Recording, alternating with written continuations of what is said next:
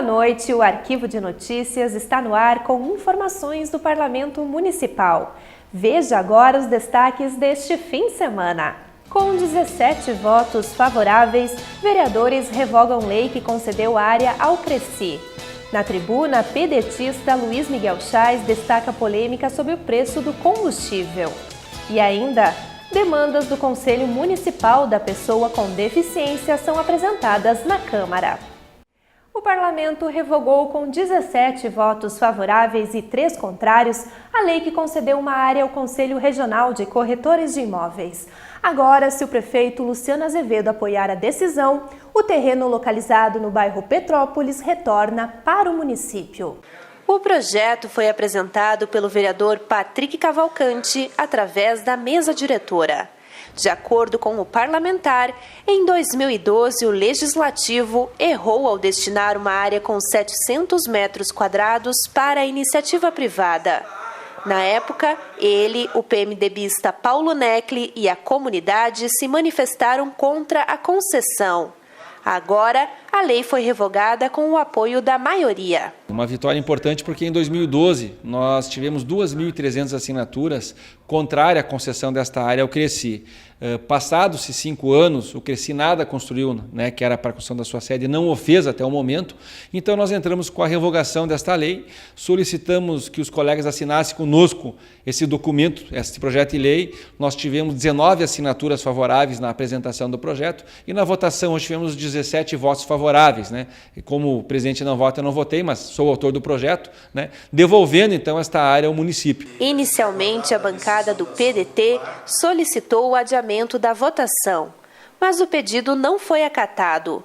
Luiz Miguel Chais, líder da oposição, acredita que a Câmara poderia ter esperado o resultado de um processo que tramita na Justiça. Nós votamos contrário porque em 2012, quando esta área foi doado ao Cresci, eu estava na presidência. Não votei favorável, mas eu estava na presidência e sou favorável à doação para essa importante classe que é dos corretores de imóveis aqui de Passo Fundo. O que aconteceu foi que nós solicitamos à mesa diretora para que aguardasse o resultado de uma ação popular que está sob análise do Judiciário em Passo Fundo, para assim, após a decisão, essa Câmara votasse. Fomos voto vencido. Foi aprovado com 3 votos contrários, o meu voto, o do vereador Dalalana, que na época também votou favorável, e do vereador Patucci. Agora vamos aguardar a decisão do senhor prefeito. Entendo eu que essa decisão, esse pedido, teria que ter partido do Executivo para que a Câmara analisasse a revogação desse terreno. Então, vamos aguardar agora os embates judiciais que vão ocorrer logo ali na frente. Representantes do Conselho Regional de Corretores de Imóveis acompanharam a sessão plenária. Eles afirmam que o Cresci tem interesse em construir a sede da delegacia na Petrópolis, mas que a obra ainda não foi iniciada por questões legais e burocráticas. O Cresci não recebeu uma área de graça de ninguém. O Cresci apenas teve uma concessão de uso que vai até 2022 e até lá nós temos prazo não só para construir, como para ocupá-la. Então o Cresci agora vai avaliar essa decisão sobre o aspecto legal, porque nos pareceu a ilegalidade dessa decisão hoje.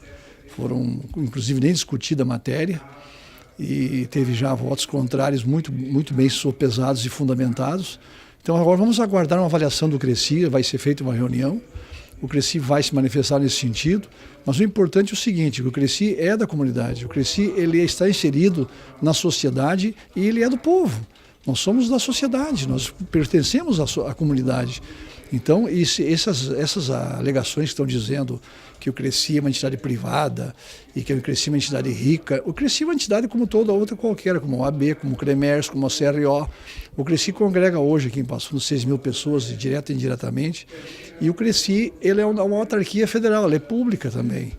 Então, ela não é corporativista, pelo contrário, ela é bem inserida na sociedade e nesse ponto que nós vamos lá ser feita a construção, nós traremos para lá, inclusive, os presidentes da Associação do Bairros São José e do Petrópolis, com uma área para eles ali, um espaço para eles, gratuitamente, construído por nós. Está nas mãos do prefeito, ver se ele sanciona ou se ele veta. Espero que ele sancione esse projeto de lei e que ali nós possamos colocar então equipamentos públicos, né? Isso fica a cargo do Executivo. Se ele vai ampliar o CAIS, se ele vai levar o CRAS, se ele vai construir bem. É uma área nobre, é a única área nobre que nós temos hoje pública na Avenida Brasil. É uma área de uma importância tão grande. Eu nem falo da importância financeira, eu falo da função social desse equipamento. Então, uma vitória muito grande. Não do vereador Patrick, não da Câmara, mas sim da comunidade de Passo Fundo. O vereador Luiz Miguel Chais utilizou o grande expediente pela segunda vez no mandato. No espaço de honra da sessão plenária, o pedetista destacou questões como o comércio de combustíveis em Passo Fundo. O valor do litro da gasolina tem sido um dos assuntos mais comentados pela imprensa e nas redes sociais. Acontece que nos últimos dias, a ampliação da concorrência entre os postos provocou uma redução no preço do combustível. Há alguns anos, o vereador Luiz Miguel Chais tratou do tema na Casa do Povo. Por isso, mais uma vez, decidiu apurar a situação para esclarecer a comunidade. Tem alguns combustíveis que não têm bandeira, mas o preço de custo do preço de 1 litro de combustível da Petrobras é em torno de R$ 13,23. Mais o percentual do cartão já vai para R$ 13,49, R$ 13,50. Então, os postos entendemos que tem que pagar seus funcionários, tem a taxa da FEPAM, tem a taxa do IBAMA, tem telefone, enfim, tem lugares que tem aluguel.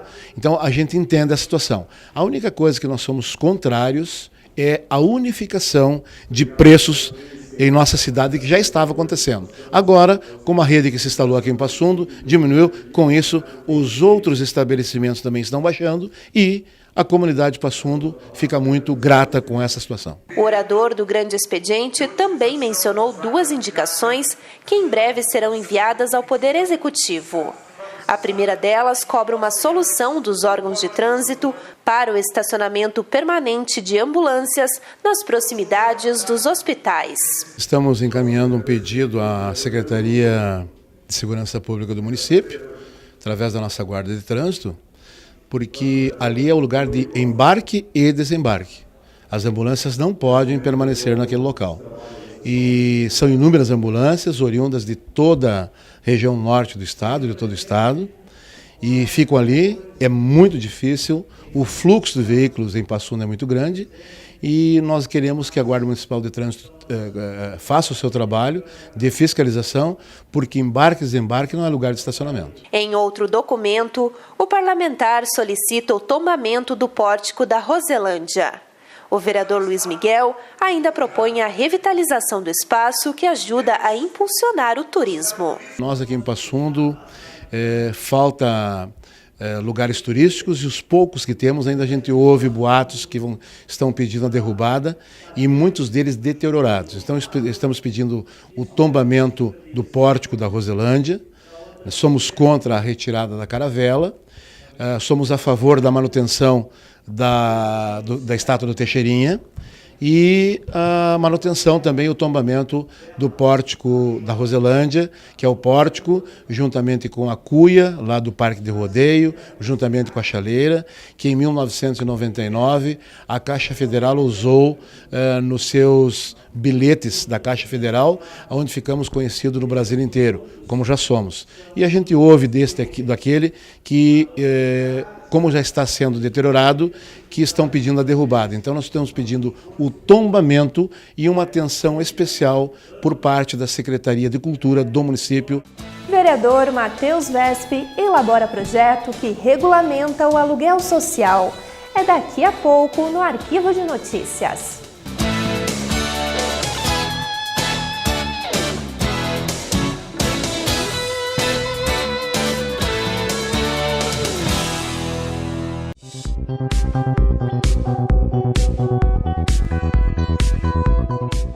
No período de aulas, muitas pessoas têm o hábito de passar trotes para a polícia, para os bombeiros. Não sabem eles que esses trotes podem ocasionar em várias pessoas que precisam de um atendimento e não serão atendidas por causa dos trotes.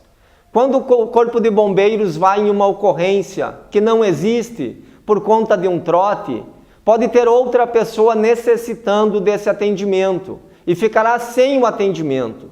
Então, o mais prejudicado com o trote não é o Corpo de Bombeiros, e sim a própria comunidade que necessita do trabalho profissional do Corpo de Bombeiros.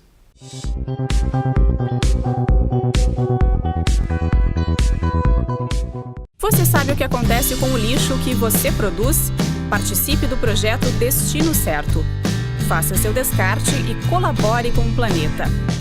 Até 16 de julho, no estacionamento subsolo do Bela Titá Shopping.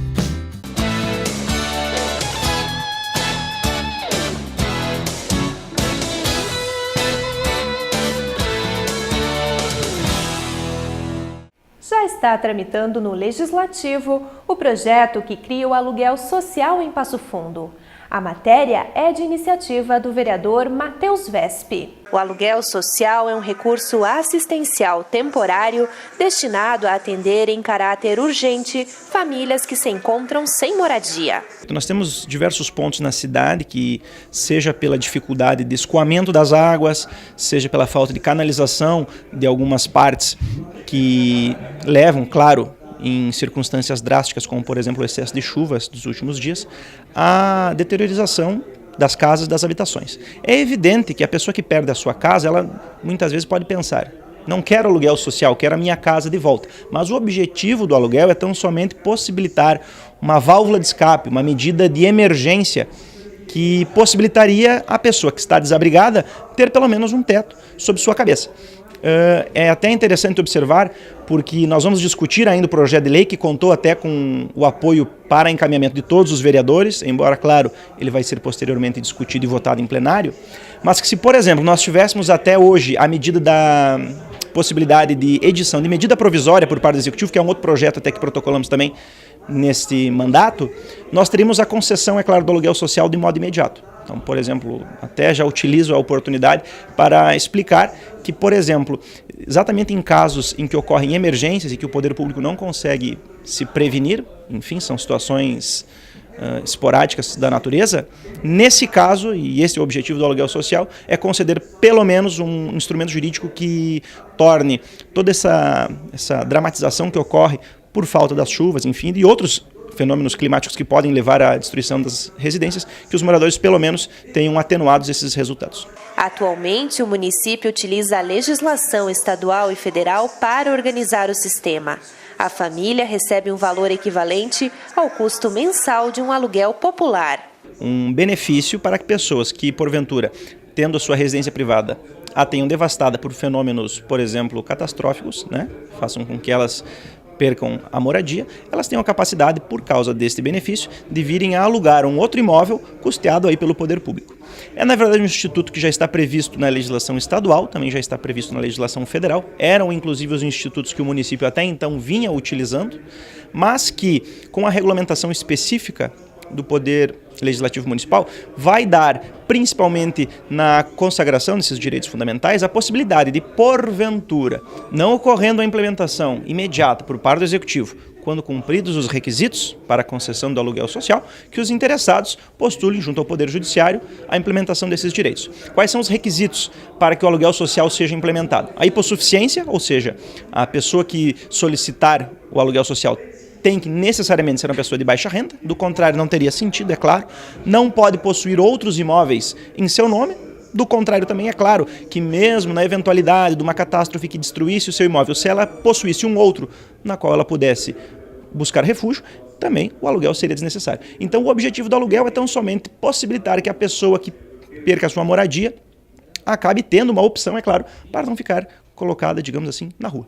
Para o vereador Matheus Vespi, é responsabilidade do poder público proteger as famílias que estão em situação de risco. Alguém poderia perguntar, mas por que regulamentar isso na esfera municipal? Por motivos bem simples. Primeiro, para demonstrar o objetivo e interesse específico do povo de Passo Fundo de regulamentar essa questão, lembrando, é claro, que ela limita que somente aqueles que já possuam propriedade privada façam gozo do benefício, ou seja, a pessoa que está ocupando, por exemplo, uma determinada área que não é sua, não poderá fazer uso do benefício, né? De outro modo, se assim o fosse, é evidente que pessoas, por exemplo, que estão em barracas na beira do asfalto poderiam exigir, e isso colocaria, claro, o município numa situação calamitosa, não com as chuvas, mas nas contas, né? Porque não teria recursos para conceder, é claro, aluguel social a todo mundo. Então, o objetivo do aluguel é conceder exatamente aqueles contribuintes que possuindo a sua residência, que contribuem com o município pagando seu IPTU, numa eventualidade que possam ter, pelo menos resguardado, uma possibilidade de ter um teto sobre suas cabeças. Também foi protocolada na Câmara uma nova indicação do vereador Leandro Rosso. O parlamentar propõe treinamento para os profissionais da saúde atenderem a população. A intenção dele é de qualificar o serviço prestado ao público na rede municipal de saúde. Para isso, o vereador sugere a realização de um curso para os profissionais. A ideia surgiu após reclamações da comunidade. Nós recebemos várias reclamações do atendimento dos profissionais da área da saúde. Então aqui a gente não quer generalizar. A gente sabe que tem terceirizados, CCs, concursados, enfermeiros técnicos e médicos, né? Uns prestam bons serviços pela preparação, outros não. Então, o que acontece? Muitas vezes, eu vou pegar um exemplo, a empresa terceirizada contrata uma pessoa para atendimento. O que acontece? Essa pessoa vem da iniciativa privada, onde tem que atingir objetivo e metas. E no serviço público, a gente tem que atingir o cidadão. Ou seja, a pessoa quando procura um CAIS, uma OBS ou a própria Secretaria de Saúde, ela já chega por necessidade. Então o que a gente quer, através da Universidade Popular, é prestar um curso de treinamento, para que quando aconteçam essas situações, essa pessoa seja bem atendida, né? Qualificando o atendimento prestado, bem como também o do cidadão, né? Que é de direito como contribuinte, né? O parlamentar também deu detalhes da forma como a Universidade Popular poderia ser utilizada para o treinamento dos servidores. A gente conhece o funcionamento da Universidade Popular, que é da prefeitura, que tem profissionais e que tem lá também bons cursos, que pode ser direcionado, né, a essa indicação. Então a ideia agora, como ele entrou em pauta hoje, é nos reunir com a coordenadora a professora Márcia e através dela, sim, ver quais os cursos que podem serem oferecidos, a carga horária, né, e a qualificação para cada atendimento. Ou seja, se você vai atender um telefone, você tem que ter uma preparação. Se você vai fazer uma requisição, né, através do médico de um exame, você tem que ter uma boa caligrafia, tem que ter o cuidado, né? Mas a ideia principal é o bom atendimento. E depois do intervalo, o vereador Alex Necker sugere alteração no horário de funcionamento dos semáforos. É um minuto só, a gente já volta.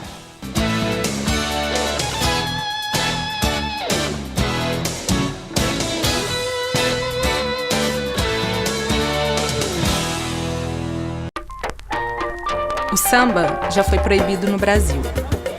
Hoje é uma importante manifestação cultural. As religiões de matriz africana também já enfrentaram preconceito. O problema é que pouca coisa mudou. Os cultos afro-brasileiros fazem parte da nossa herança cultural. Mesmo assim, são os principais alvos do racismo na religião. Denuncie a discriminação. Não importa a sua crença, acredite no respeito. A Câmara de Vereadores está com você.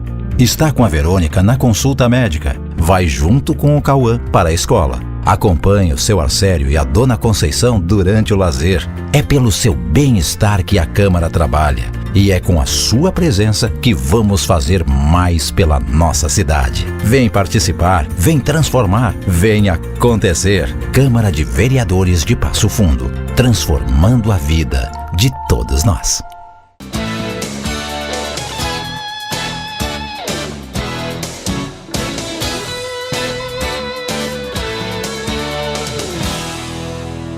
Você sabia que o aumento do índice de violência tem afetado diretamente o comportamento dos passofundenses? Os motoristas se sentem inseguros em parar nos semáforos à noite. Desta forma, o vereador Alex Necker recebeu diversas reclamações sobre o horário de funcionamento dos equipamentos nas principais ruas e avenidas da cidade. Atualmente, as sinaleiras entram na função de amarelo piscante a partir da meia-noite, o que, segundo o parlamentar, tem gerado roubos e furtos de veículos que aguardam a liberação do sinal. Por isso, a ideia do vereador é reduzir o horário de funcionamento dos semáforos em alguns pontos da cidade.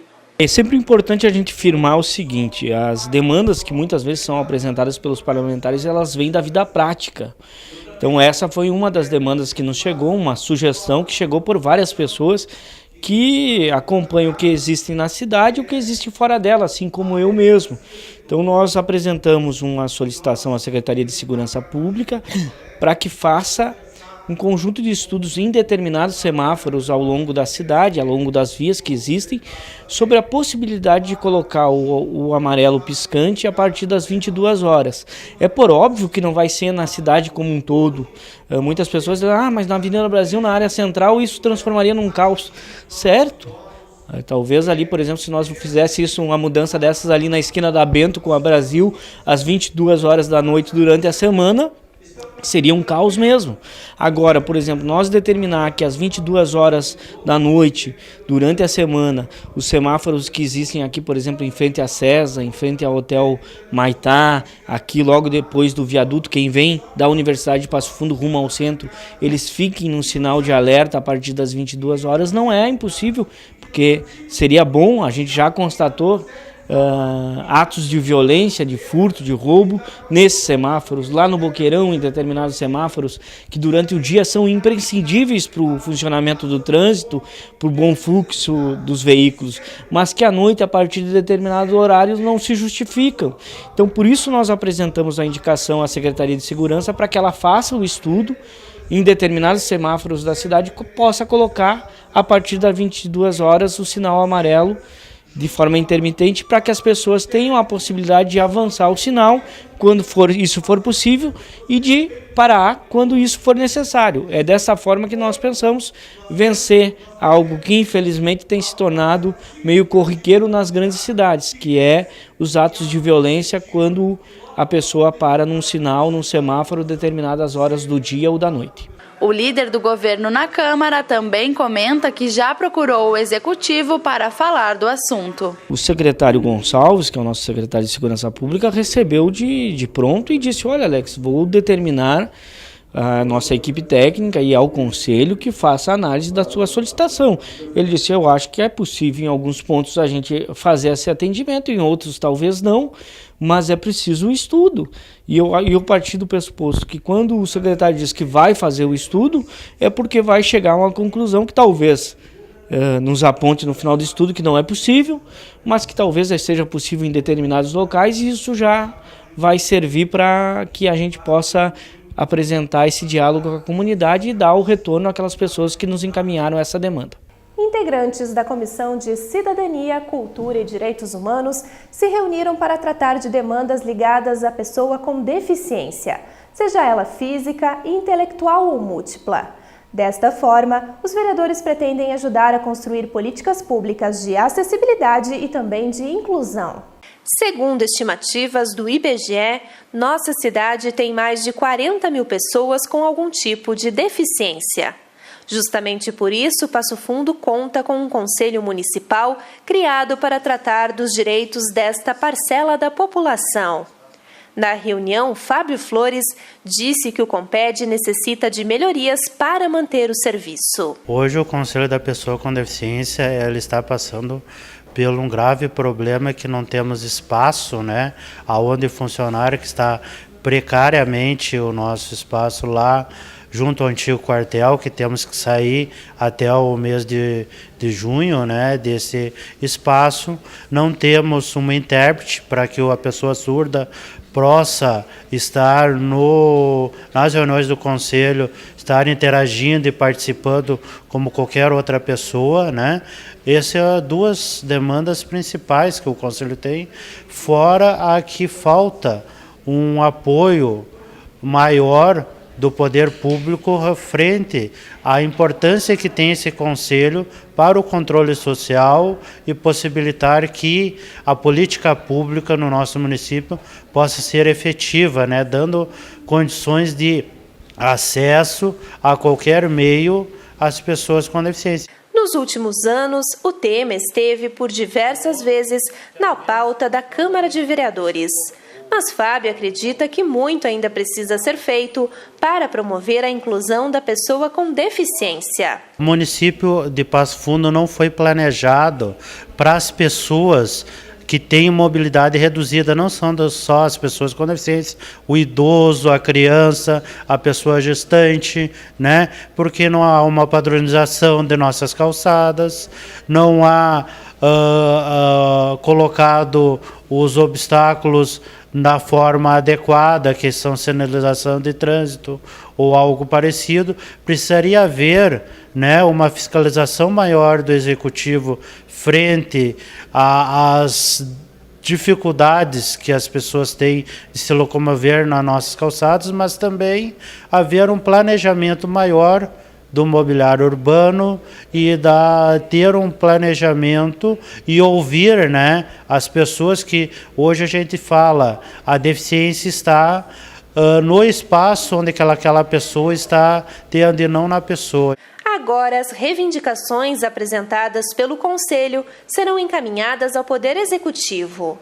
Como no momento se discute o marco regulatório para o transporte, a questão de paradas e ônibus adaptados também será reforçada. Foi dialogado aqui na reunião sobre as questões de acessibilidade também, que eram para ter sido discutidas no marco regulatório, mas num acordo que os vereadores fizeram com o Executivo, serão encaminhados através de reuniões com o Executivo para que sejam incluídos no edital de licitação.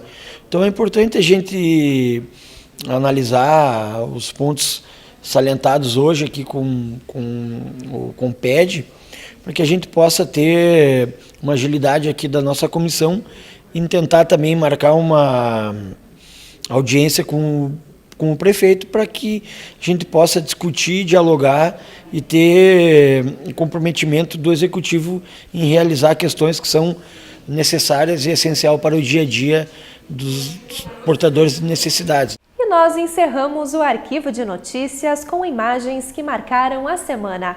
Obrigada pela sua companhia e até logo!